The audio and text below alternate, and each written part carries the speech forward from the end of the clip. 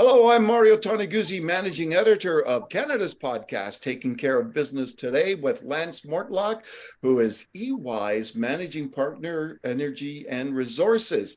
Thanks for joining us today, Lance. Thanks for having me. Well, we're going to talk about EY's energy transition report, and it's a five-pillar plan to accelerate some of the net zero goals that we have out there. Let's go through each one of them. The first pillar is defining the future energy system. Can you explain a little bit about what that means? Yeah, I think one of the things, Mario, that we need is to recognize what the future energy mix is, what we would like the future energy mix to be. And in that process of defining, what I would call a strategies, identifying any energy supply gaps, developing a national energy strategy, which I think is something that this country has lacked for a long time. And then, the other thing that we talk about in the report, and there's been a lot of commentary around it, is the importance of properly considering a national infrastructure corridor and what that would look like. And that's not only a corridor for, oil and gas, but it's a corridor for, potentially transmission lines that relate to the utility business as well. So we would say in that first pillar, those four things, the mix, the gaps, the strategy, and the corridor need to come together to support that. That's the first pillar. Second pillar, the second pillar, we're dealing with improving public policy and regulatory frameworks. Why is that important? Yeah, I think that there's all kinds of interesting proposals out there. Pathways is an example of that. But in order for some of these very important energy transition related projects to go ahead, they still need to go through the regulatory process in this country. And one of the things that I hear from different business leaders across the country is our regulatory processes in general are very, very hard to navigate, whether they are hydrocarbon related or energy transition / renewable related.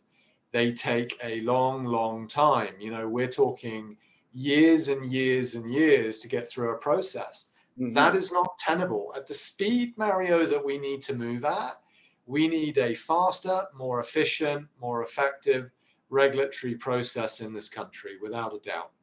Okay, third pillar, Lance, is developing a funding mechanism. What's that all about?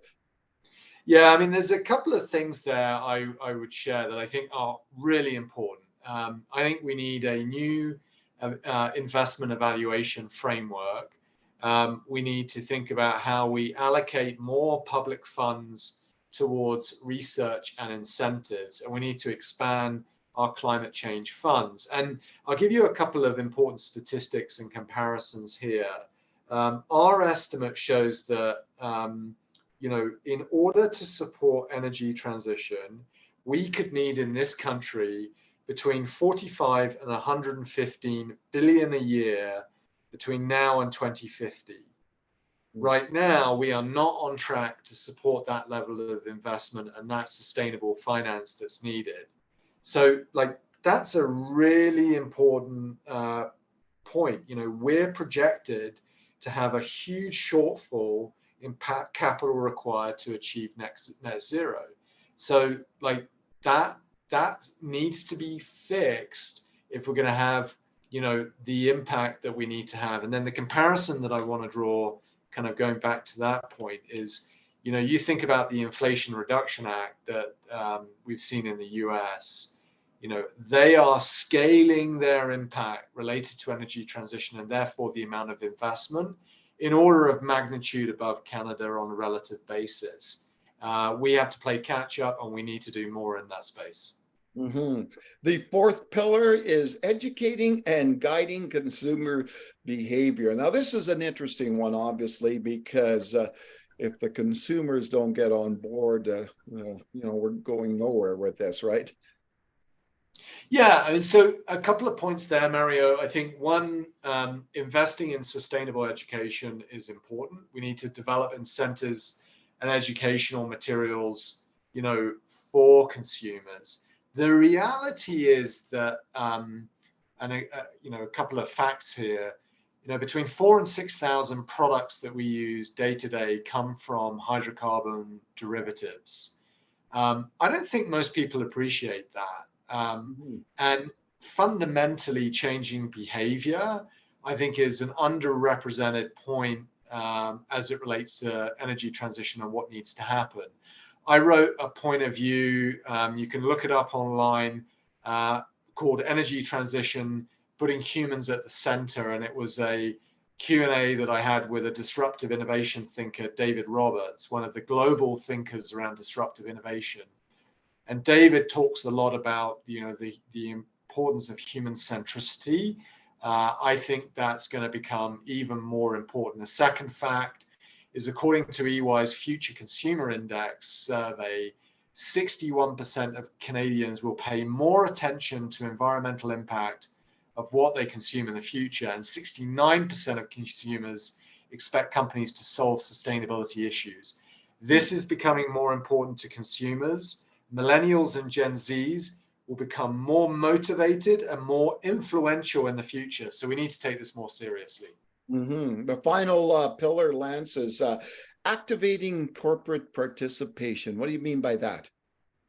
Yeah, I mean, here we're talking about introducing new sustainability training for executives, building internal reporting and accountability mechanisms within companies, file new sustainability and GHG reporting requirements, and developing internal standards. Active corporate participation, working with public institutions. Those two things going together is critical. Is critical in the future. Now, Lance, overall, where would you say we're at in this whole process of achieving net zero goals in Canada? I would say I put it down to, when we're making progress in the energy and resources space, but we need to do more. From a positive perspective, Canada has increased productivity and I think become more efficient.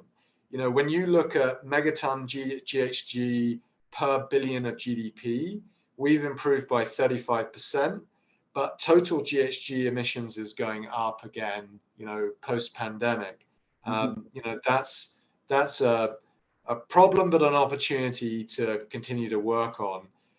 Canada's largest emitters have actually increased collective emissions by 5 million tons, but they've reduced emissions intensity. So there's some positive moves that have been made, but also still some challenges where we need to improve. Our estimate is that the pace of change, we should be reducing GHG emissions on a basis of 3.4% year on year if we're going to meet the net zero target by 2050. Right now, we're not on target to do that. Okay, then. And Lance, anything else that you wanted to mention about the report that I didn't ask you about?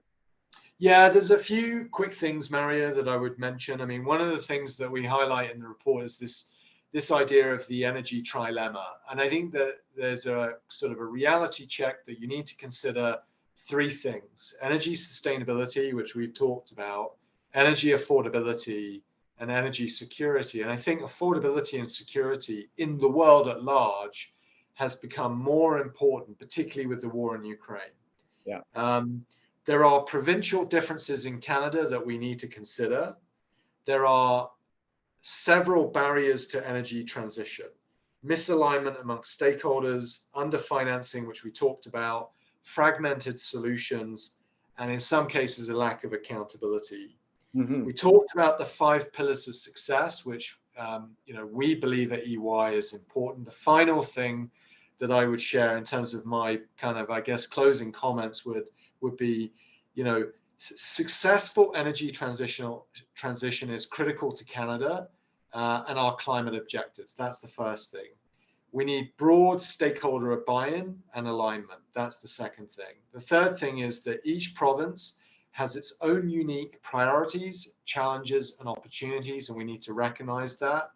And finally, I'd say Canada has a role on the international stage, and I'd like to see us do more of that in the future. All right, wonderful. Thanks, Lance, for joining us today. My pleasure. Thank you for having me. All right, that was Lance Mortlock, who is EY's Managing Partner, Energy and Resources. I'm Mario Toneguzzi, Managing Editor of Canada's podcast, Taking Care of Business. Thanks for joining us today.